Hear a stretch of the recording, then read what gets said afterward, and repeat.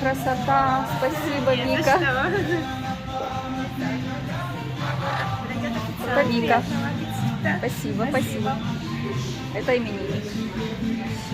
Там море. Это с днем рождения. Спасибо.